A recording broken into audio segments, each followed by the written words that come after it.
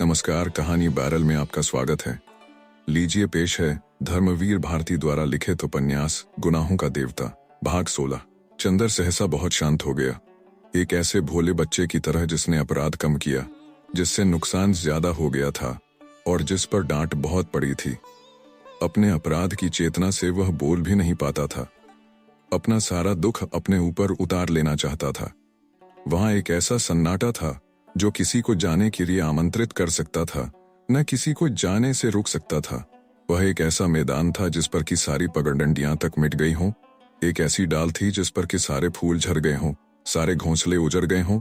मन में उसके असीम कुंठा और वेदना थी। ऐसा था कि कोई उसके घाव छू ले तो वह आंसुओं में बिखर पड़े। वह चाहता था वह सबसे क्षमा मांग ले, विनती से, पम्मी से, सुधा से, और फिर हमेशा के लिए उनकी दुनिया से चला जाए। कितना दुख दिया था उसने सबको। इसी मन स्थिति में एक दिन गेसू ने उसे बुलाया। वह गया। गेसू की अम्मीजान तो सामने आई, पर गेसू ने पर्दे में से ही बातें की। गेसू ने बताया कि सुधा का खत आया है कि वह जल्दी ही आएगी गेसू से मिलने। गेसू को बहुत ताज्जुब हुआ कि चंदर के पास कोई खबर क्यों नहीं आई। चंदर जब घर पहुंचा तो कैलाश का एक खत मिला। प्रिय चंदर, बहुत दिन से तुम्हारा कोई खत नहीं आया, न मेरे पास न इनके पास। क्या नाराज हो हम दोनों से? अच्छा तो लो, तुम्हें एक खुशखबरी सुना दूं। मैं सांस्कृतिक मिशन में शायद ऑस्ट्रेलिया जाऊं। डॉक्टर साहब ने कोशिश कर दी है।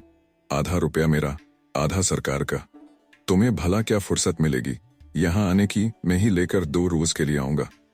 इनकी कोई मुसलमान सखी है वहां, उससे ये भी मिलना चाहती है। हमारी खातिर का इंतजाम रखना। मैं 11 मई को सुबह की गाड़ी से पहुंचूंगा। तुम्हारा कैलाश। सुधा के आने के पहले चंदर ने घर की ओर नजर दौड़ाई। सिवा ड्राइंग रूम और लॉन के सचमुच बाकी घर इतना गंदा पड़ा था कि गेसू सच ही कह रही थी कि जैसे घर में प्रेत रहते हों। आदमी चाहे जितना सफाई पसंद और सुरुचिपूर्ण क्यों ना हो, लेकिन औरत के हाथ में जाने क्या जादू है कि वह घर को छूकर ही चमका देती है। औरत के बिना घर की व्यवस्था संभल ही नहीं सकती। सुधा और बिनती कोई भी नहीं थी और 3 ही महीने में बगले का रूप बिगड़ गया था। उसने सारा बंगला साफ कराया। हालांकि 2 ही दिन के लिए सुधा और कैलाश आ रहे थे, लेकिन उसने इस तरह बंगले की सफाई कराई जैसे कोई नया समारोह हो। सुधा का कमरा बहुत सजा दिया था और सुधा की छत पर 2 पलंग डलवा दिए थे, लेकिन इन सब इंतजामों के पीछे उतनी ही निष्क्रिय भावहीनता थी जैसे कि वह एक होटल का मैनेजर हो और 2 आगंतुकों का इंतजाम कर रहा हो। बस मानसून के दिनों में अगर कभी किसी ने गौर किया हो तो बारिश होने के पहले ही हवा में एक नमी, पत्तियों पर एक हरियाली और मन में एक उमंग सी छा जाती है। आसमान का रंग बतला देता है कि बादल छाने वाले हैं, बूंदें रिमझिमाने वाली हैं। जब बादल बहुत नजदीक आ जाते हैं, बूंदें पड़ने के पहले ही दूर पर गिरती हुई बूंदों की आवाज वातावरण पर छा जाती है, जिसे ध्रुवा कहते हैं। ज्यों-ज्यों सुधा के आने का दिन नजदीक आ रहा था, चंदर के मन में हवाएं करवटें बदलने लग गई थीं। मन में उदास सुनसान में ध्रुवा उमड़ने घुमड़ने लगा था। मन उदास सुनसान आकुल प्रतीक्षा में बेचैन हो उठा था। चंदर अपने को समझ नहीं पा रहा था। नसों में एक अजीब सी घबराहट मचलने लगी थी जिसका वह विश्लेषण नहीं करना चाहता था। उसका व्यक्तित्व अब पता नहीं क्यों कुछ भयभीत सा था। इम्तिहान खत्म हो रहे थे और जब मन की बेचैनी बहुत बढ़ जाती थी तो परीक्षकों की आदत के मुताबिक वह कापियां जांचने बैठ जाता था। जिस समय परीक्षकों के घर में पारिवारिक कलह हो, मन में अंतर्द्वंद हो या दिमाग में फितूर हो, उस समय उन्हें कॉपियां जांचने से अच्छा शरणस्थल नहीं मिलता। अपने जीवन की परीक्षा में फेल हो जाने की खींच उतारने के लिए लड़कों को फेल करने के अलावा कोई अच्छा रास्ता ही नहीं है। चंदर जब बेहद दुखी होता तो वह कॉपियां जांचता। जिस दिन सुबह सुधा आ रही थी, उस रात को तो चंदर का मन बिल्कुल बेकाबू सा हो गया। लगता था जैसे उसने सोचने विचारने से ही इनकार कर दिया हो। उस दिन चंदर एक क्षण को भी अकेला न रहकर भीड़ भाड़ में खो जाना चाहता था। सुबह वह गंगा नहाने गया। कार लेकर कॉलेज से लौटकर दोपहर को अपने एक मित्र के यहाँ चला गया। लौटकर आया तो नहाकर एक किताब की दुकान पर चला गया और शाम होने तक वहीं खड़ा खड़ा किताबें उलटता और खरीदता रहा। वहां उसने बिसरिया का गीत संग्रह देखा, जो बिनती नाम बदल उसने विप्लव नाम से छपवा लिया था और प्रमुख प्रगतिशील कवि बन गया था। उसने वह संग्रह भी खरीद लिया। अब सुधा के आने में मुश्किल से 12 घंटे की देर थी। उसकी तबीयत बहुत घबराने लगी थी और वह बिसरिया के काव्य संग्रह में डूब गया। उन सड़े हुए गीतों में ही अपने को भुलाने की कोशिश करने लगा और अंत में उसने अपने को इतना थका डाला कि 3 बजे का अलार्म लगाकर वह सो गया। सुधा की गाड़ी 4:30 आती थी। जब वह जागा तो रात अपने मखमली पंख पसारे नींद में डूबी हुई दुनिया पर शांति का आशीर्वाद बिखेर रही थी। ठंडे झोंके लहरा रहे थे और उन झोंकों पर पवित्रता छाई हुई थी। यह पछुआ के झोंके थे। ब्राह्म मुहूर्त में प्राचीन आर्यों ने जो रहस्य पाया था वह धीरे धीरे चंदर की आंखों के सामने खुलने सा लगा। उसे लगा जैसे यह उसके व्यक्तित्व की नई सुबह है। एक बड़ा शांत संगीत उसकी पलकों पर ओस की तरह थिरकने लगा। क्षितिज के पास एक बड़ा सा सितारा जगमगा रहा था। चंदर को लगा जैसे यह उसके प्यार का सितारा है जो जाने किस अज्ञात पाताल में डूब गया था और आज से वह फिर उग गया है। उसने एक अंधविश्वासी भोले बच्चे की तरह उस सितारे को हाथ जोड़कर कहा, मेरी कंचन जैसी सुधा रानी के प्यार, तुम कहाँ खो गए थे? तुम मेरे सामने नहीं रहे। मैं जाने किन तूफानों में उलझ गया था। मेरी आत्मा में सारी गुरुता सुधा के प्यार की थी, उसे मैंने खो दिया। उसके बाद मेरी आत्मा पीले पत्ते की तरह तूफान में उड़कर जाने किस कीचड़ में फंस गई थी। तुम मेरी सुधा के प्यार हो ना। मैंने तुम्हें सुधा की भूली आंखों में जगमगाते हुए देखा था। वेद मंत्रों जैसे इस पवित्र सुबह में आज फिर मेरे पाप में लिप्त तन को अमृत से धोने आए हो। मैं विश्वास दिलाता हूँ कि आज सुधा के चरणों पर अपने जीवन के सारे गुनाहों को चढ़ाकर हमेशा के लिए क्षमा मांग लूंगा। लेकिन मेरी सांसों की सांस सुधा, मुझे क्षमा कर दोगी ना? और विचित्र से भावावेश और पुलक से उसकी आंख में आंसू आ गए। उसे याद आया कि एक दिन सुधा ने उसकी हथेलियों को होठों से लगाकर कहा था, जाओ, आज तुम सुधा के स्पर्श से पवित्र हो। काश कि आज भी सुधा अपने मिसरी जैसे होठों से चंदर की आत्मा को चूम कर कहे, जाओ चंदर, अभी तक जिंदगी के तूफान ने तुम्हारी आत्मा को बीमार अपवित्र कर दिया था। आज से तुम वही चंदर हो, अपनी सुधा के चंदर, हरिणी जैसी भोली भाली सुधा के महान पवित्र चंदर।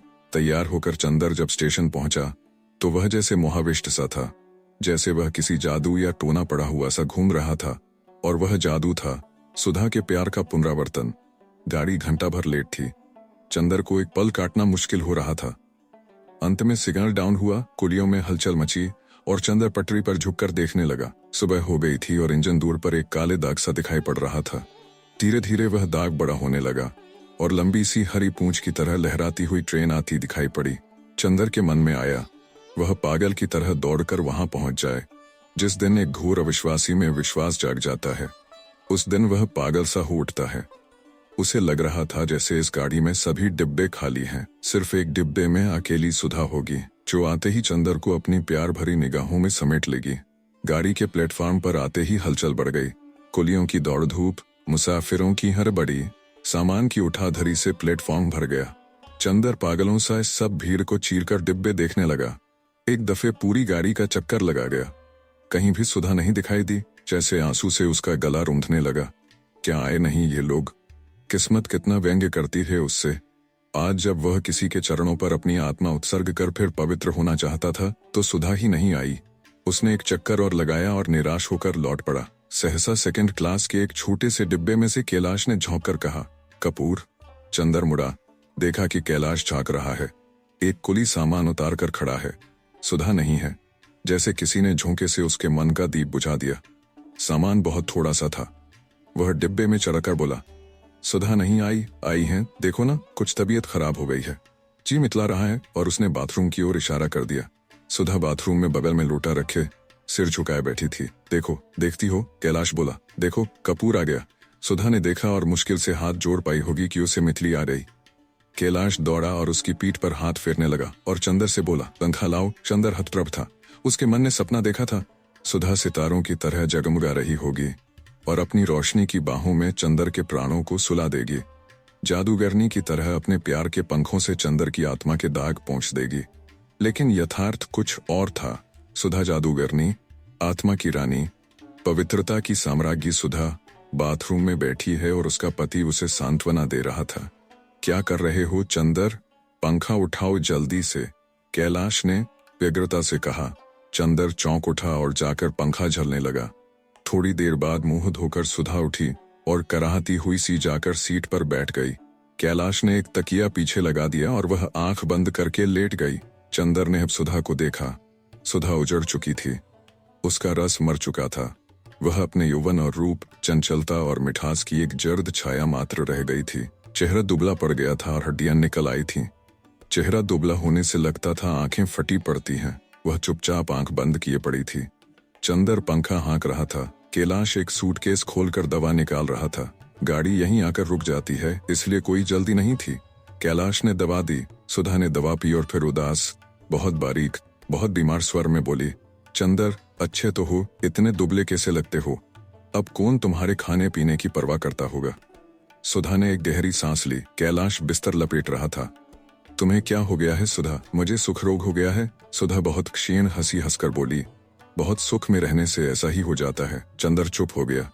कैलाश ने बिस्तर कुली को देते हुए कहा, इन्होंने तो बीमारी के मारे हम लोगों को परेशान कर रखा है। जाने बीमारियों को क्या मोहब्बत है इनसे। चलो उठो। सुधा उठी। कार पर सुधा के साथ पीछे सामान रख दिया गया और आगे कैलाश और चंदर बैठे। कैलाश बोला, चंदर, तुम बहुत धीमे ड्राइव करना वरना इन्हें चक्कर आने लगेगा। कार चल दी। चंदर कैलाश की विदेश यात्रा और कैलाश चंदर के कॉलेज के बारे में बात करते रहे।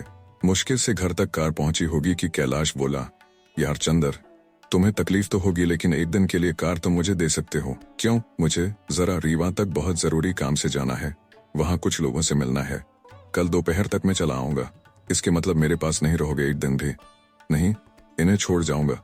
लौटकर दिन भर रहूंगा, इन्हें छोड़ जाओगे? नहीं भाई, तुम जानते हो कि आजकल घर में कोई नहीं है। चंदर ने कुछ घबरा कर कहा। तो क्या हुआ, तुम तो हो। कैलाश बोला और चंदर के चेहरे की घबराहट देखकर हंसकर बोला, अरे यार, अब तुम पर इतना अविश्वास नहीं है। अविश्वास करना होता तो ब्याह के पहले ही कर लेते। चंदर मुस्कुरा उठा। कैलाश ने चंदर के कंधे पर हाथ रखकर धीमे से कहा, ताकि सुधा न सुन पाए, वैसे चाहे मुझे कुछ भी असंतोष क्यों ना हो, लेकिन इनका चरित्र तो सोने का है, यह मैं खूब परख चुका हूँ। इनका ऐसा चरित्र बनाने के लिए तो मैं तुम्हें बधाई दूंगा। चंदर और फिर आज के युग में। चंदर ने कुछ जवाब नहीं दिया। कार पोर्टिको में लगी। सुधा, कैलाश, चंदर उतरे। माली और नौकर दौड़ आए। सुधा ने उन सब से उनका हाल पूछा। अंदर जाते ही महराजन दौड़कर सुधा से लिपट गई। सुधा को बहुत दुलार किया। कैलाश मुंह हाथ धो चुका था, नहाने चला गया। महराजन चाय बनाने लगी। सुधा भी मुंह हाथ धोने और नहाने चली गई। कैलाश तौलिया लपेटे नहाकर आया और बैठ गया। बोला, आज और कल की छुट्टी ले लो चंदर, इनकी तबीयत ठीक नहीं है और मुझे जाना जरूरी है। अच्छा, लेकिन आज तो जाकर हाजिरी देना जरूरी होगा, फिर लौट आऊंगा। महराजन चाय और नाश्ता ले आई। कैलाश ने नाश्ता लौटा दिया तो महराजन बोली, वाह, दामाद हुई के अकेली चाय पीबो भैया। अम्बहीन डॉक्टर साहब सुनी है तो क्या कहीं है? नहीं माजी, मेरा पेट ठीक नहीं है, 2 दिन के जागरण से आ रहा हूँ, फिर लौट कर खाऊंगा। लो चंदर, चाय पियो, सुधा को आने दो। चंदर बोला, वह पूजा पाठ करके खाती हैं। पूजा पाठ? चंदर दंग रह गया। सुधा पूजा पाठ करने लगी। हाँ भाई, तभी तो हमारी माताजी अपनी बहू पर मरती हैं। असल में वह पूजा पाठ करती थीं। शुरुआत की इन्होंने पूजा के बर्तन धोने से, और अब तो उनसे भी ज्यादा पक्की पुजारिन बन गई हैं। कैलाश ने इधर उधर देखा और बोला, यार यह मत समझना, मैं सुधा की शिकायत कर रहा हूँ, लेकिन तुम लोगों ने मुझे ठीक नहीं चुना। क्यों? चंदर कैलाश के व्यवहार पर मुग्ध था। इन जैसी लड़कियों के लिए तुम कोई कवि या कलाकार या भावुक लड़का ढूंढते तो ठीक था। मेरे जैसा व्यावहारिक और नीरस राजनीतिक इनके उपयुक्त नहीं है। घर भर इनसे बेहद खुश है। जब से ये गई हैं, माँ और शंकर भैया दोनों ने मुझे नालायक करार दे दिया है। इन्हीं से पूछकर सब करते हैं, लेकिन मैंने जो सोच रखा था वह मुझे नहीं मिल पाया। क्यों, क्या बात है? चंदर ने पूछा। गलती बताओ तो हम इन्हें समझाए। नहीं देखो, गलत मत समझो, मैं यह नहीं कहता कि इनकी गलती है, यह तो गलत चुनाव की बात है। कैलाश बोला, न इसमें मेरा कसूर न इनका। मैं चाहता था कोई लड़की जो मेरे साथ राजनीति का काम करती, मेरी सबलता और दुर्बलता दोनों की संगिनी होती, इसीलिए इतनी पढ़ी लिखी लड़की से शादी की। लेकिन इन्हें धर्म और साहित्य में जितनी रुचि है उतनी राजनीति से नहीं, इसलिए मेरे व्यक्तित्व को ग्रहण भी नहीं कर पाई। वैसे मेरी शारीरिक प्यास को इन्होंने चाहे समर्पण किया, वह भी एक बेमनी से, उससे तन की प्यास भले ही बुझ जाती हो कपूर, लेकिन मन तो प्यासा ही रहता है। बुरा न मानना, मैं बहुत स्पष्ट बातें करता हूँ, तुमसे छिपाना क्या। और स्वास्थ्य के मामले में ये इतनी लापरवाह है कि मैं बहुत दुखी रहता हूँ। इतने में सुधा नहाकर आती हुई दिख पड़ी। कैलाश चुप हो गया। सुधा की ओर देखकर बोला, मेरी अटीची भी ठीक कर दो, मैं अभी चला जाऊं वरना दोपहर में तपना होगा। सुधा चली गई। सुधा के जाते ही कैलाश बोला, भरसक में इन्हें दुख ही नहीं होने देता। हाँ, अक्सर ये दुखी हो जाती हैं, लेकिन मैं क्या करूं, यह मेरी मजबूरी है। वैसे मैं इन्हें भरसक सुखी रखने का प्रयास करता हूँ, और ये भी जायज नाजायज हर इच्छा के सामने झक जाती हैं, लेकिन इनके दिल में मेरे लिए कोई जगह नहीं है, वह जो एक पत्नी के मन में होती है। लेकिन खैर जिंदगी चलती जा रही है, अब तो जैसे हो निभाना ही है। इतने में सुधा आई और बोली, देखिए अटैची सवार दी है, आप भी देख लीजिए। कैलाश उठकर चला गया। चंदर बैठा बैठा सोचने लगा, कैलाश कितना अच्छा है, कितना साफ और स्वच्छ दिल का है, लेकिन सुधा ने अपने को किस तरह मिटा डाला। इतने में सुधा आई और चंदर से बोली, चंदर चलो वो बुला रहे हैं। चंदर चुपचाप उठा और अंदर गया। कैलाश ने तब तक यात्रा के कपड़े पहन लिए थे। देखते ही बोला, अच्छा चंदर, मैं चलता हूँ, कल शाम तक आ जाने की कोशिश करूंगा। हाँ देखो, ज्यादा घुमाना मत, इनकी सखी को यहाँ बुलवा लो तो अच्छा। फिर बाहर निकलता हुआ बोला, इनकी जिद थी आने की, वरना इनकी हालत आने लायक नहीं थी। माताजी से मैं कह आया हूँ कि लखनऊ मेडिकल कॉलेज ले जा रहा हूँ। कैलाश कार पर बैठ गया। फिर बोला, देखो चंदर, दवा इन्हें दे देना याद से, वहीं रखी है। कार स्टार्ट हो गई। चंदर लौटा। बरामदे में सुधा खड़ी थी, चुपचाप बुझी हुई सी। चंदर ने उसकी ओर देखा, उसने चंदर की ओर देखा, फिर दोनों ने निगाहें झुका ली। सुधा वहीं खड़ी रही। चंदर ड्राइंग रूम में जाकर किताबें वगैरह उठा लाया और कॉलेज जाने के लिए निकला। सुधा अम्ब भी बरामदे में खड़ी थी, गुमसुम। चंदर कुछ कहना चाहता था, लेकिन क्या कुछ था जो न जाने कब से संचित होता आ रहा था, जो वह व्यक्त करना चाहता था। लेकिन सुधा कैसी हो गई है? यह वह सुधा तो नहीं जिसके सामने वह अपने को सदा व्यक्त कर देता था, कभी संकोच नहीं करता था। लेकिन यह सुधा कैसी है? अपने में सिमटी सकुची, अपने में बंधी बंधाई, अपने में इतनी छिपी हुई कि लगता था दुनिया के प्रति इसमें कहीं कोई खुलाव ही नहीं। चंदर के मन में जाने कितनी आवाजें तरप उठी, लेकिन कुछ नहीं बोल पाया। वह बरामदे में ठिठक गया, निरुद्देश्य। वहां अपनी किताबें खोलकर देखने लगा, जैसे वह याद करना चाहता था कि कहीं भूल तो नहीं आया है कुछ। लेकिन उसके अंतर्मन में केवल एक ही बात थी, सुधा कुछ तो बोले। यह इतना गहरा, इतनी घुटन वाला मौन, यह तो जैसे चंदर के प्राणों पर घुटन की तरह बैठता जा रहा था। सुधा निर्वात, निवास में दीपशिखा सी अचल, निस्पंद, थमे हुए तूफान की तरह मौन। चंदर ने अंत में नोट्स लिए, घड़ी देखी और चल दिया। जब वह सीढ़ी तक पहुंचा तो सहसा सुधा की छाया मूर्ति में हरकत हुई। सुधा ने पांव के अंगूठे से फर्श पर एक लकीर खींचते हुए नीचे निगाह झुकाए हुए कहा, कितनी देर में आओगे? चंदर रुक गया, जैसे चंदर को सितारों का राज मिल गया हो। सुधा भला बोली तो, लेकिन फिर भी अपने मन का उल्लास उसने जाहिर नहीं होने दिया। बोला, कम से कम 2 घंटे तो लगेंगे ही। सुधा कुछ नहीं बोली, चुपचाप रह गई। चंदर ने 2 क्षण प्रतीक्षा की कि सुधा आप कुछ बोले, लेकिन सुधा फिर भी चुप। चंदर फिर मुड़ा। क्षण भर बाद सुधा ने पूछा, चंदर और जल्दी नहीं लौट सकते? जल्दी? सुधा अगर कहे तो चंदर जाए भी ना, चाहे उसे इस्तीफा देना पड़े। क्या सुधा भूल गई कि चंदर के व्यक्तित्व पर अगर किसी का शासन है तो सुधा का? वह जो अपनी जिद से उछलकर, लड़कर, रूठकर चंदर से हमेशा मनचाहा काम करवाती रही है, आज वह इतनी दीनता से, इतनी विनय से, इतने अंतर और इतनी दृढ़ से क्यों कह रही है कि जल्दी नहीं लौट सकते? क्यों नहीं वह पहले की तरह दौड़कर चंदर का कॉलर पकड़ लेती और मचलकर कहती, अगर जल्दी नहीं लौटे तो? लेकिन अब तो सुधा बरामदे में खड़ी होकर गंभीर सी, डूबती हुई सी आवाज में पूछ रही है, जल्दी नहीं लौट सकते? चंदर का मन टूट गया। चंदर की उमंग चट्टान से टकराकर बिखर गई। उसने बहुत भारी सी आवाज में पूछा, क्यों? जल्दी लौट आते तो पूजा करके तुम्हारे साथ नाश्ता कर लेते। लेकिन अगर ज्यादा काम हो तो रहने दो, मेरी वजह से हरज मत करना। उसने उसे ठंडे, शिष्ट और भावहीन स्वर में कहा, हाय सुधा, अगर तुम जानती होती कि महीनों उदुभ्रांत चंदर का टूटा और प्यासा मन तुमसे पुराने स्नेह की एक बूंद के लिए तरस उठा है, तो भी क्या तुम इसी दूरी से बातें करती? काश कि तुम समझ पाती कि चंदर ने अगर तुमसे कुछ दूरी भी निभाई है तो उससे खुद चंदर कितना बिखर गया है। चंदर ने अपना देवत्व खो दिया है, अपना सुख खो दिया है, अपने को बर्बाद कर दिया है, और फिर भी चंदर के बाहर से शांत और सुगठित दिखने वाले हृदय के अंदर तुम्हारे प्यार की कितनी गहरी प्यास धक रही है। उसके रोम रोम में कितनी जहरीली तृष्णा की बिजलियां कौंध रही हैं।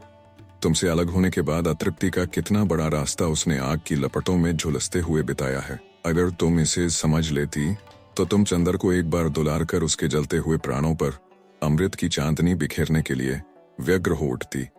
लेकिन सुधा, तुमने अपने बाह्य विद्रोह को ही समझा, तुमने उस गंभीर प्यार को समझा ही नहीं इस बाहरी विध्वंस के मूल में पयस्विनी की पावन धारा की तरह बहता जा रहा है। सुधा, अगर तुम एक क्षण के लिए इसे समझ लो, एक क्षण भर के लिए चंदर को पहले की तरह दुलार लो, बहला लो, रूठ लो, मना लो, तो सुधा चंदर की जलती हुई आत्मा नरक चिताओं में फिर से अपना गौरव पाले, फिर से अपनी खोई हुई पवित्रता जीत ले, फिर से अपना विस्मृत देवत्व लौटा ले। लेकिन सुधा, तुम बरामदे में चुपचाप खड़ी इस तरह की बातें कर रही हो जैसे चंदर कोई अपरिचित हो। सुधा, यह क्या हो गया है तुम्हें? चंदर, बिनती, पम्मी सभी की जिंदगी में जो भयंकर तूफान आ गया है, जिसने सभी को झकझोर कर थका डाला है, इसका समाधान सिर्फ तुम्हारे प्यार में था, सिर्फ तुम्हारी आत्मा में था। लेकिन अगर तुमने इनके चरित्रों का अंतर्निहित सत्य न देखकर बाहरी विध्वंस से ही अपना आगे का व्यवहार निश्चित कर लिया, तो कौन इन्हें इस चक्रवात से खींच निकालेगा? क्या ये अभागे इसी चक्रवात में फंसकर चूर हो जाएंगे? सुधा। लेकिन सुधा और कुछ नहीं बोली। चंदर चल दिया। जाकर लगा जैसे कॉलेज के परीक्षा भवन में जाना भी भारी मालूम दे रहा था। वह जल्दी ही भाग आया। हालांकि सुधा के व्यवहार ने उसका मन जैसे तोड़ सा दिया था, फिर भी जाने क्यों वह अब आज सुधा को एक प्रकाशोवित बनकर लपेट लेना चाहता था। जब चंदर लौट आया तो उसने देखा सुधा तो उसी के कमरे में है। उसने उसके कमरे के एक कोने में दरी हटा दी है, वहां पानी छिड़क दिया और एक कुश के आसन पर सामने चौकी पर कोई पोथी धरे बैठी है। चौकी पर एक श्वेत वस्त्र बिछाकर धूपदानी रख दी है जिसमें धूप सुलग रही है। लॉन से शायद कुछ फूल तोड़ लाई थी जो धूपदानी के पास रखे हुए थे। बगल में एक रुद्राक्ष की माला रखी थी। एक शुद्ध श्वेत रेशम की धोती और केवल एक चोली पहने हुए पल्ले से बाहों तक ढंके हुए वह एकाग्र मनोयोग से ग्रंथ का पारायण कर रही थी। धूपदानी से धूम्र रेखाएं मचलती हुई, लहराती हुई, उसके कपोलों पर झूलती हुई सूखी रूखी अलकों से उलझ रही थीं। उसने नहाकर केश बांधे नहीं थे। चंदर ने जूते बाहर ही उतार दिए और चुपचाप पलंग पर बैठकर सुधा को देखने लगा। सुधा ने सिर्फ एक बार बहुत शांत, बहुत गहरी आकाश जैसी स्वच्छ निगाहों से चंदर को देखा और फिर पढ़ने लगी। सुधा के चारों ओर एक विचित्र सा वातावरण था। एक अपार्थिव स्वर्गिक ज्योति के रेशों से बुना हुआ झीना प्रकाश उस पर छाया हुआ था। गले में पड़ा हुआ आंचल, पीठ पर बिखरे हुए सुनहले बाल, अपना सब कुछ खोकर विरक्ति में खिन्न सुहाग पर छाए हुए वैधव्य की तरह सुधा लग रही थी। मांग सूनी थी, माथे पर रोली का एक बड़ा सा टीका था और चेहरे पर स्वर्ग के मुरझाए हुए फूलों की घुलती हुई उदासी, जैसे किसी ने चांदनी पर हर सिंगार के पीले फूल छींटे दे दिया हो। थोड़ी देर तक सुधा स्पष्ट स्वरों में पढ़ती रही। उसके बाद उसने पोथी बंद कर रख दी। उसके बाद आंख बंद कर जाने किस अज्ञात देवता को हाथ जोड़कर नमस्कार किया। फिर उठ खड़ी हुई और फर्श पर चंदर के पास बैठ गई। आंचल कमर में खोंस लिया और बिना सिर उठाए बोली, चलो नाश्ता कर लो, यहीं ले आओ। चंदर बोला। सुधा उठी और नाश्ता ले आई। चंदर ने उठाकर एक टुकड़ा मुंह में रख लिया, लेकिन जब सुधा उसी तरह फर्श पर चुपचाप बैठी रही तो चंदर ने कहा, तुम भी खाओ। वह एक फीकी हंसी हंसकर बोली, मैं खा लूं तो अभी क्या हो जाए। मैं सिवा नींबू के शरबत और खिचड़ी के अब कुछ नहीं खाती, और वह भी एक वक्त। क्यों? असल में पहले मैंने एक व्रत किया, 15 दिन तक केवल प्रात काल खाने का। तब से कुछ ऐसा हो गया कि शाम को खाते ही मन बिगड़ जाता है। इधर और कई रोग हो गए हैं। चंदर का मन रो आया। सुधा, तुम चुपचाप इस तरह अपने को मिटाती रही। मान लिया चंदर ने एक खत में तुम्हें लिख ही दिया था कि अब पत्र व्यवहार बंद कर दो, लेकिन क्या अगर तुम पत्र भेजती तो चंदर की हिम्मत थी कि वह उत्तर न देता? अगर तुम समझ पाती कि चंदर के मन में कितना दुख है। चंदर चाहता था कि सुधा की गोद में अपने मन की सभी बातें बिखेर दे, लेकिन सुधा कहे, कुछ शिकायत करे तो चंदर अपनी सफाई दे। लेकिन सुधा तो है कि शिकायत ही नहीं करती, सफाई देने का मौका ही नहीं देती। यह देवत्व की मूर्ति सी पथरीली सुधा, यह चंदर की सुधा तो नहीं। चंदर का मन बहुत भर आया। उसके रूंधे गले से पूछा, सुधा, तुम बहुत बदल गई हो। खैर, और तो जो कुछ है उसके लिए अब मैं क्या कहूँ, लेकिन अपनी तंदुरुस्ती बिगाड़ कर क्यों तुम मुझे दुख दे रही हो? अब यूं भी मेरी जिंदगी में क्या रहा है, लेकिन एक ही संतोष था कि तुम सुखी हो, लेकिन तुमने मुझसे वह सहारा छीन लिया। पूजा किसकी करती हो? पूजा कहाँ, पाठ करती हूँ। चंदर, गीता का और भागवत का, कभी कभी सूर सागर का। पूजा अब भला किसकी करूंगी? मुझ जैसी अभागिनी की पूजा भला स्वीकार कौन करेगा? तब यह एक वक्त का भोजन क्यों? यह तो प्रायश्चित है चंदर। सुधा ने एक गहरी सांस लेकर कहा। प्रायश्चित? चंदर ने अचरज से कहा। हाँ, प्रायश्चित। सुधा ने अपने पाँव के बिछियों को धोती के छोर से रगड़ते हुए कहा, हिंदू गृह तो एक ऐसा जेल होता है जहाँ कैदी को उपवास करके प्राण छोड़ने की भी इजाजत नहीं रहती। अगर धर्म का बहाना न हो, धर्म के बहाने उपवास करके कुछ सुख मिल जाता है। एक क्षण आता है कि आदमी प्यार से विद्रोह कर चुका है। अपने जीवन की प्रेरणा मूर्ति की गोद से बहुत दिन तक निर्वासित रह चुका है। उसका मन पागल हो उठता है फिर से प्यार करने को, बेहद प्यार करने को, अपने मन का दुलार फूलों की तरह बिखरा देने को। आज विद्रोह का तूफान उतर जाने के बाद अपनी उजड़ी हुई जिंदगी में बीमार सुधा को पाकर चंदर का मन तड़प उठा। सुधा की पीठ पर लहराती हुई सूखी अलकें हाथ में ले लीं। उन्हें गूंथने का असफल प्रयास करते हुए बोला, सुधा, यह तो सच है कि मैंने तुम्हारे मन को बहुत दुखाया है, लेकिन तुम तो हमारी हर बात को, हमारे हर क्रोध को क्षमा करती रही हो। इस बात का तुम इतना बुरा मान गई? किस बात का चंदर? सुधा ने चंदर की ओर देखकर कहा, मैं किस बात का बुरा मान गई? किस बात का प्रायश्चित्त कर रही हो तुम इस तरह अपने को मिटाकर? प्रायश्चित्त तो मैं अपनी दुर्बलता का कर रही हूँ चंदर। दुर्बलता? चंदर ने सुधा की अलकों को घटाओं की तरह छिटका कर कहा, दुर्बलता चंदर, तुम्हें ध्यान होगा, एक दिन हम लोगों ने निश्चय किया था कि हमारे प्यार की कसौटी यह रहेगी चंदर, दूर रहकर भी हम लोग ऊंचे उठेंगे, पवित्र रहेंगे। दूर हो जाने के बाद चंदर, तुम्हारा प्यार तो मुझ में एक दृढ़ आत्मा और विश्वास भरता रहा। उसी के सहारे में अपने जीवन के तूफानों को पार कर ले गई। लेकिन पता नहीं मेरे प्यार में कौन सी दुर्बलता रही कि तुम उसे ग्रहण नहीं कर पाए। मैं तुमसे कुछ नहीं कहती, मगर अपने मन में कितनी कुंठित हूं कि कह नहीं सकती। पता नहीं दूसरा जन्म होता है या नहीं, लेकिन इस जन्म में तुम्हें पाकर तुम्हारे चरणों पर अपने को न चढ़ा पाई, तुम्हें अपने मन की पूजा में यकीन न दिला पाई। इससे बढ़कर और दुर्भाग्य क्या होगा? मैं अपने व्यक्तित्व को कितना गर्हित, कितना छिछला समझने लगी हूँ। चंदर ने नाश्ता खिसका दिया। अपनी आंख में झलकते हुए आंसू को छिपाते हुए चुपचाप बैठ गया। नाश्ता कर लो चंदर, इस तरह तुम्हें अपने पास बिठाकर खिलाने का सुख अब कहाँ नसीब होगा। लो। और सुधा ने अपने हाथ से उसे एक नमकीन सेव खिला दिया। चंदर के भरे आंसू सुधा के हाथों पर चू पड़े। छे, यह क्या चंदर? कुछ नहीं। चंदर ने आंसू पोंछ डाले। इतने में महराजिन आई और सुधा से बोली, बिटिया रानी, ले वीनान खटाई हम कलहे से बनाए के रख दिया रहा कि तोके खिलाई बे। अच्छा, हम भी महराजिन इतने दिन से तुम्हारे हाथ का खाने के लिए तरस गए। तुम चलो हमारे साथ, या चंदर भैया के कौन देखी। अब बिटिया इन्हू के ब्याह कर देव तो हम चली साथ। सुधा हंस पड़ी। चंदर चुपचाप बैठा रहा। महराजिन खिचड़ी डालने चली गई। सुधा ने चुपचाप नान खटाई की तश्तरी उठाकर एक ओर रख दी। चंदर चुप। अब क्या बात करे? पहले वह दोनों घंटों क्या बात करते थे, उसे बड़ा ताज्जुब हुआ। इस वक्त कोई बात ही नहीं सूझती है। पहले जाने कितना वक्त गुजर जाता था, दोनों की बातों का खात्मा ही नहीं होता था। सुधा भी चुप थी। थोड़ी देर बाद चंदर बोला, सुधी, तुम सचमुच पूजा पाठ में विश्वास रखती हो? क्यों, करती तो हूँ चंदर। हाँ, मूर्ति जरूर नहीं पूजती, पर कृष्ण को जरूर पूजती हूँ। अब सभी सहारे टूट गए, तुमने भी मुझे छोड़ दिया। तब मुझे गीता और रामायण में बहुत संतोष मिला। पहले मैं खुद ताज्जुब करती थी कि औरतें इतना पूजा पाठ क्यों करती हैं। फिर मैंने सोचा हिंद नारी इतनी असहाय होती है, उसे पति से, पुत्र से, सभी से इतना लांछन, अपमान और तिरस्कार मिलता है कि पूजा पाठ न हो तो पशु बन जाए। पूजा पाठ ही ने हिंदू नारी का चरित्र अभी तक इतना ऊंचा रखा है। मैं तो समझता हूँ यह अपने को भुलावा देना है। मानती हूँ चंदर, लेकिन अगर कोई हिंदू धर्म की इन किताबों को ध्यान से पढ़े तब वह जाने क्या है इनमें, जाने कितनी ताकत देती हैं ये। अभी तक जिंदगी में मैंने यह सोचा है कि पुरुष हो या नारी, सभी के जीवन का एकमात्र संबल विश्वास है, और इन ग्रंथों में सभी संशयों को मिटाकर विश्वास का इतना गहन उपदेश है कि मन पुलक उठता है। मैं तुमसे कुछ नहीं छिपाती चंदर। जब बिनती के ब्याह में तुमने मेरा पत्र लौटा दिया तो मैं तड़प उठी। एक अविश्वास मेरी नस नस में गुंथ गया। मैंने समझ लिया कि तुम्हारी सारी बातें झूठी थीं। एक जाने कैसी आग मुझे हरदम झलसाती रहती थी। मेरा स्वभाव बहुत बिगड़ गया था। मुझे हरेक से नफरत हो गई थी, हरेक पर झल्ला उठती थी। किसी बात में मुझे चैन नहीं मिलता था। धीरे धीरे मैंने इन किताबों को पढ़ना शुरू किया।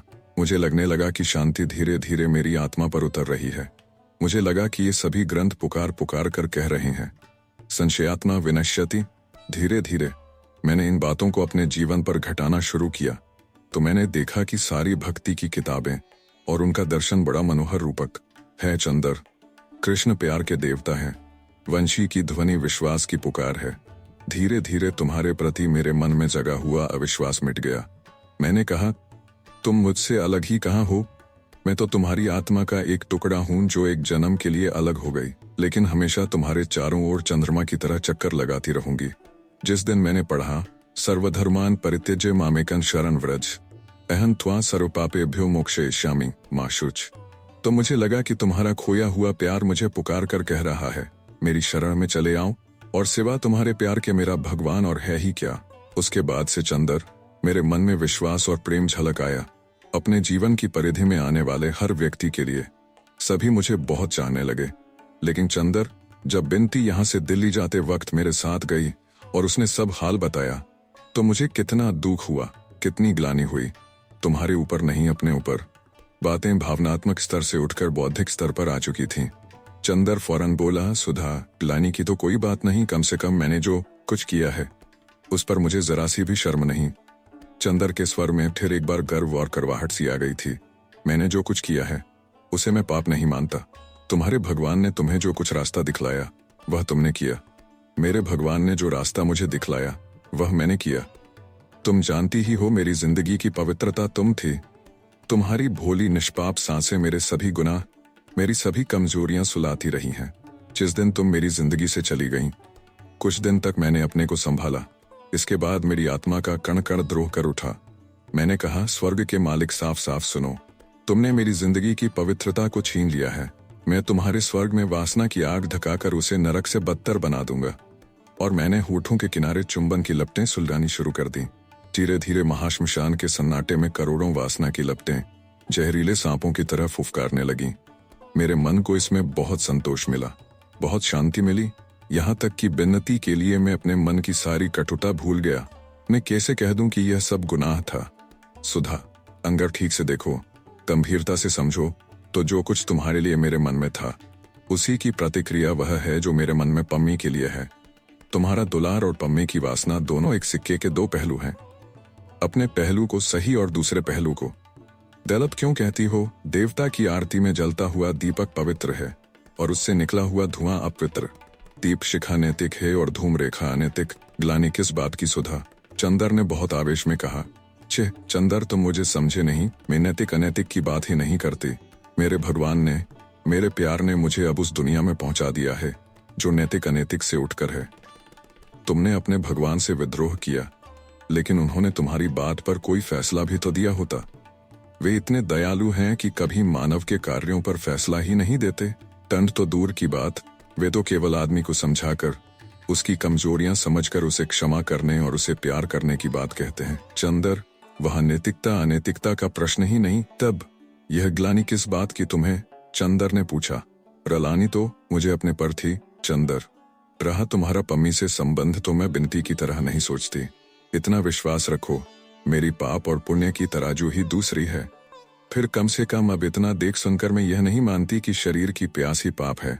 नहीं चंदर, शरीर की प्यास भी उतनी ही पवित्र और स्वाभाविक है जितनी आत्मा की पूजा। आत्मा की पूजा और शरीर की प्यास दोनों अभिन्न है।